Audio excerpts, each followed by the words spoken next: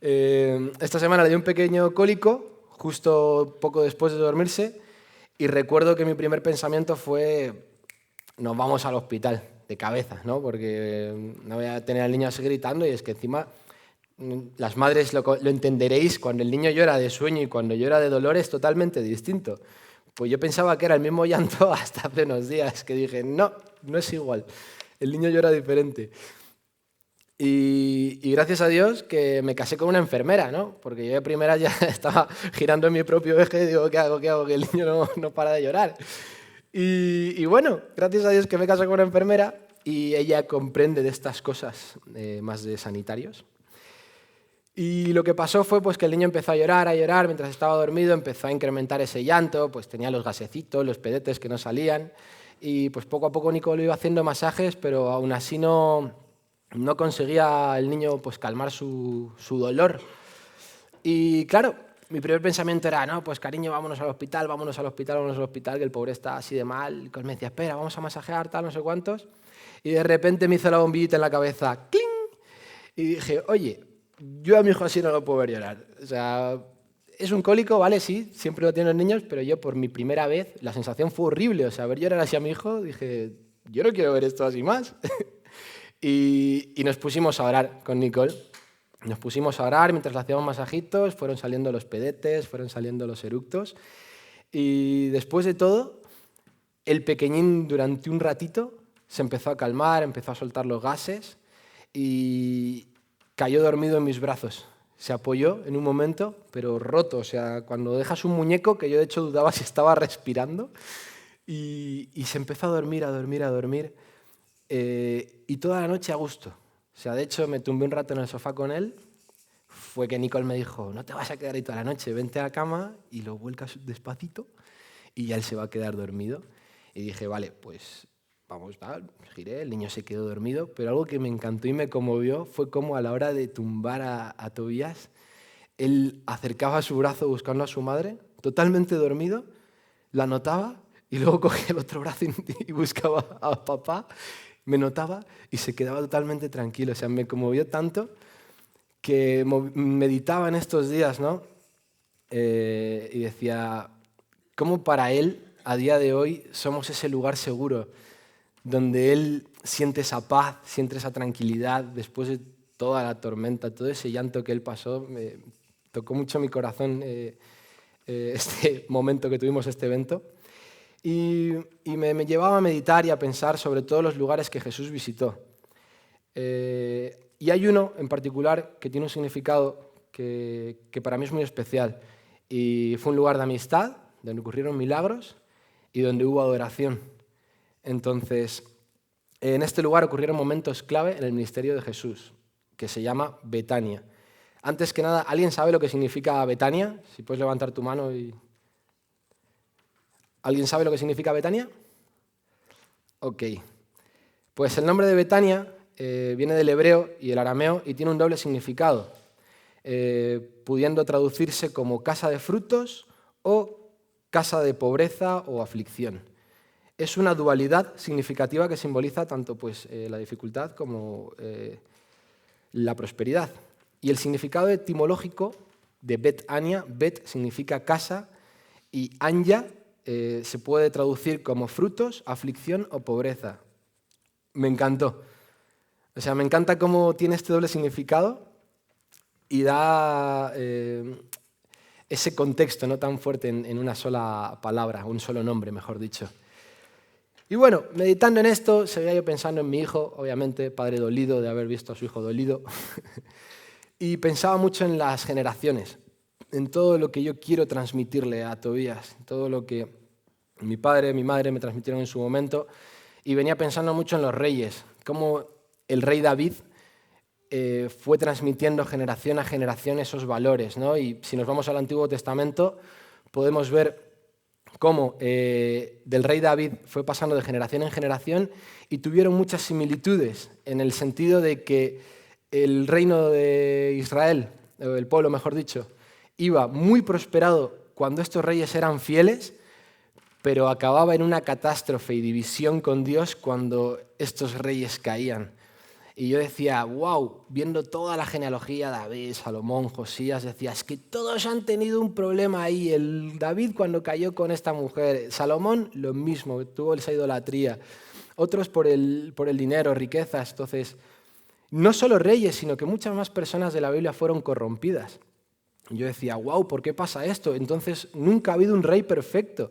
Pero te das cuenta cuán perfecto es Dios, que a David le prometió que el Hijo de Dios iba a venir a través de él. Entonces, ¿cómo fue pasando de generación en generación todos esos reyes imperfectos hasta que llegamos a Jesús? Que Él fue el rey perfecto para nosotros, para todo su pueblo, que rompió con lo que hasta entonces había en el Antiguo Testamento y pasamos a vivir bajo la gracia. ¿Por qué digo todo esto? Porque me llevó a la siguiente pregunta. Pensando en el reino y diciendo, ¿yo cuánto tiempo, energía y recursos estoy invirtiendo a día de hoy en el reino de Dios? No hace falta que contestemos, quédate con esta pregunta y acompáñame a la palabra. Vamos a ir a Juan 12, 3.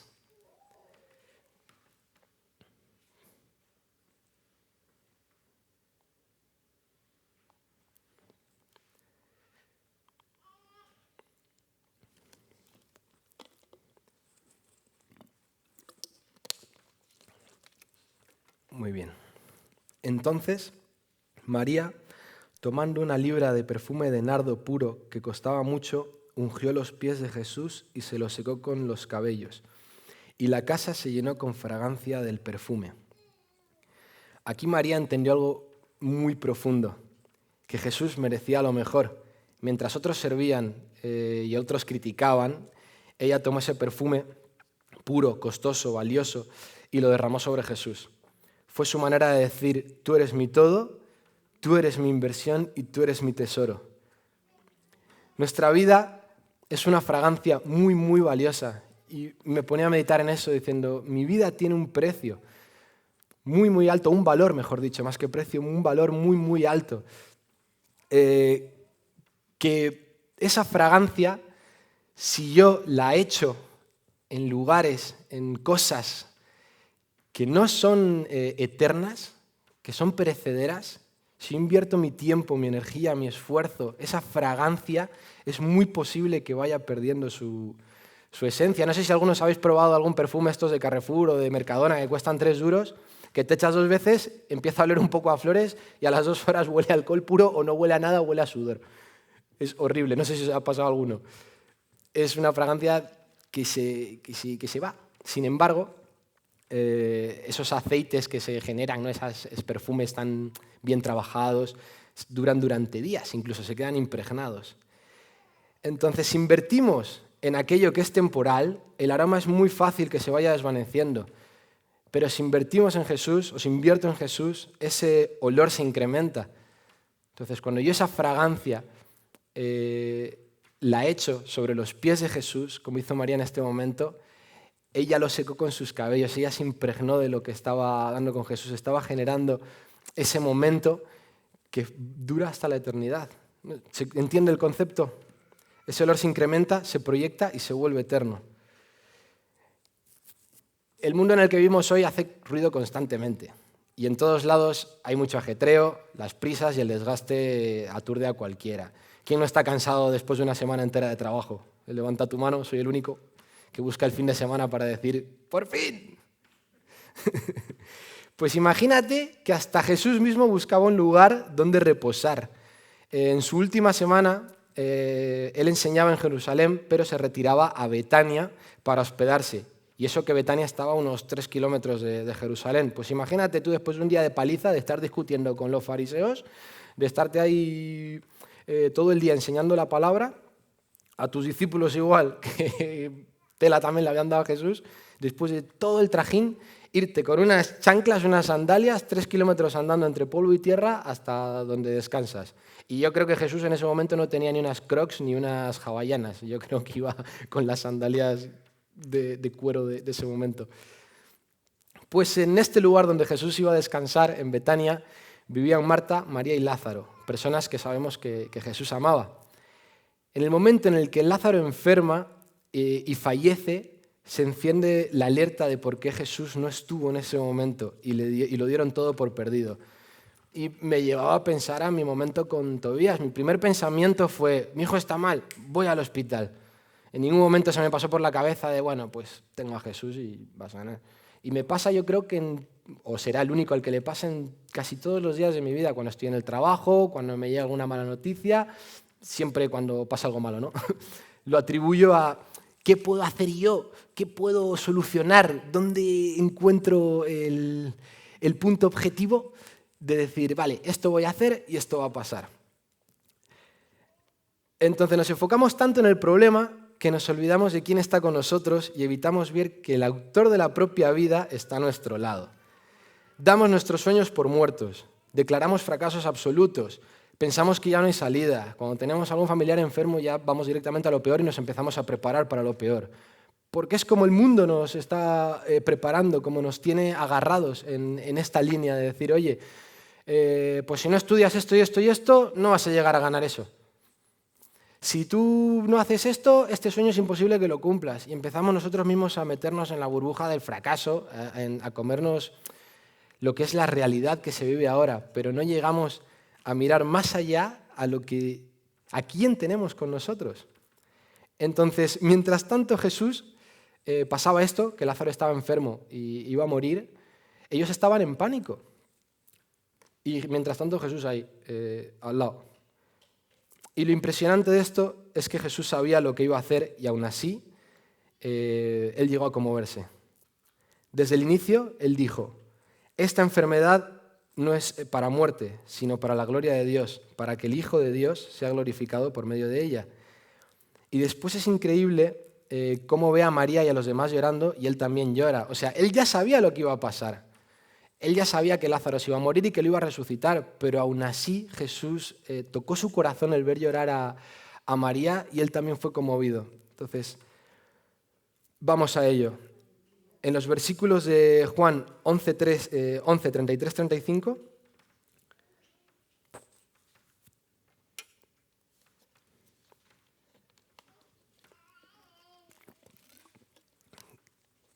en el versículo 33 dice, y cuando Jesús la vio llorando y a los judíos que vinieron con ella llorando también, se conmovió profundamente en el espíritu y se entristeció.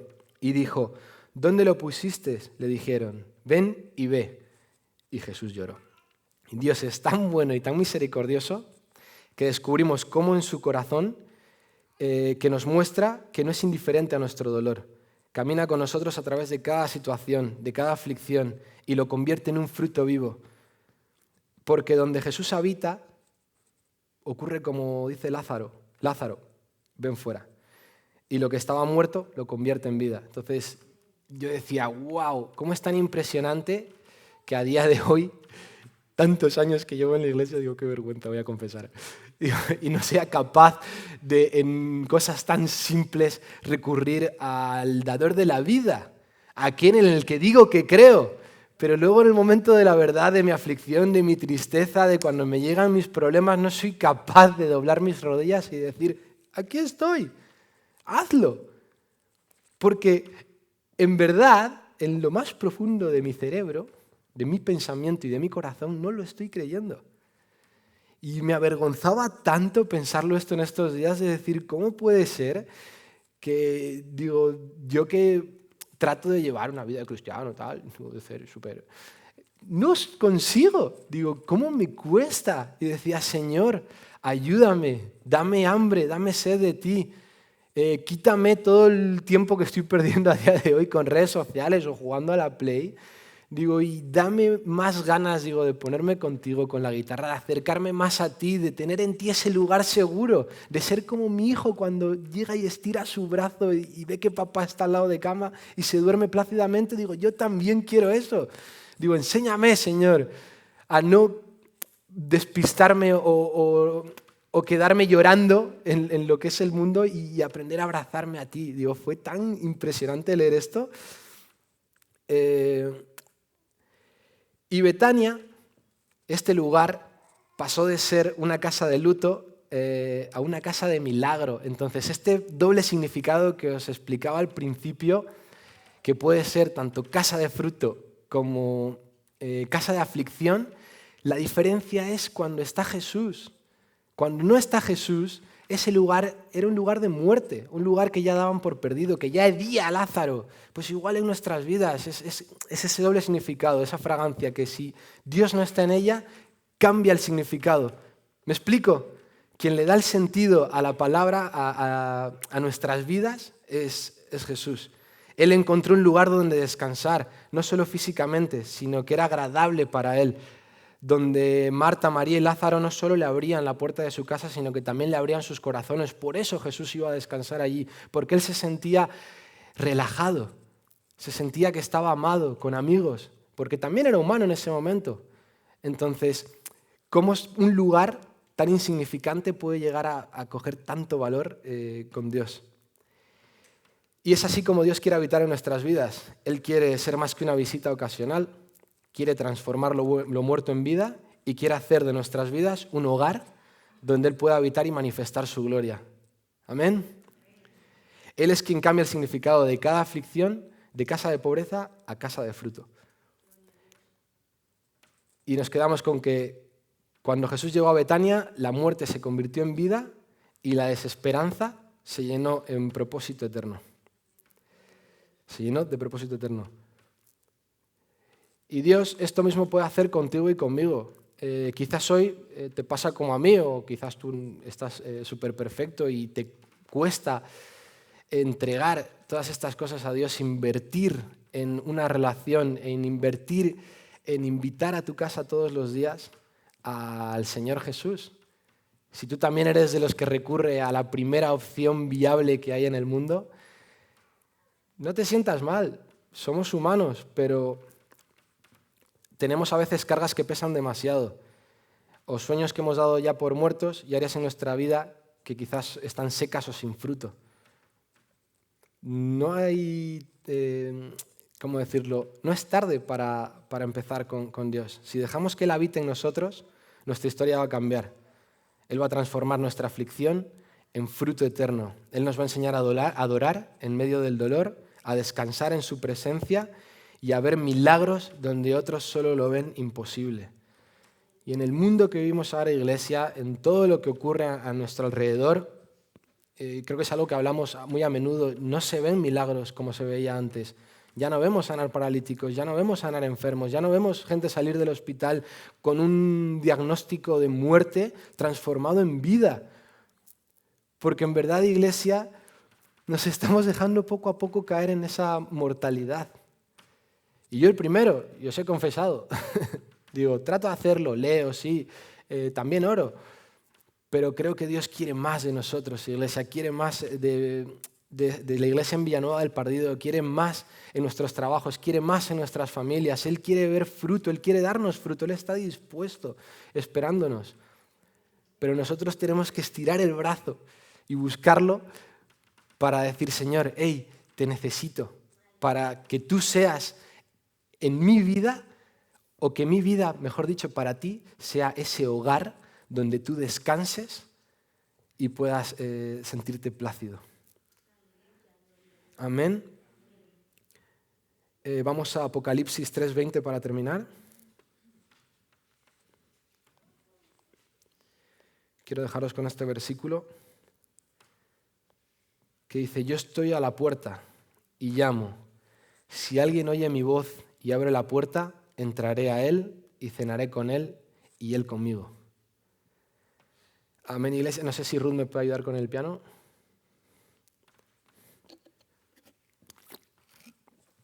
En este último tiempo o en este mismo verano, puedes levantar tu mano si te has sentido afligido, cansado, con un sueño que ha parecido muerto, que no has visto la salida.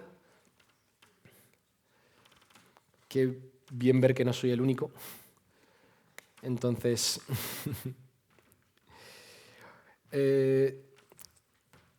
si hoy sientes de parte de Dios decirle, hazme una Betania, te invito a ponerte en pie y a que tomamos un tiempo de adoración, que podamos decir juntos, Señor, yo quiero ser esa Betania, yo quiero que hagas de mi vida esa casa de fruto, quiero que restaures todo aquello que parece muerto, todo aquello que parece seco en mi vida y lo transformes a vida. Amén.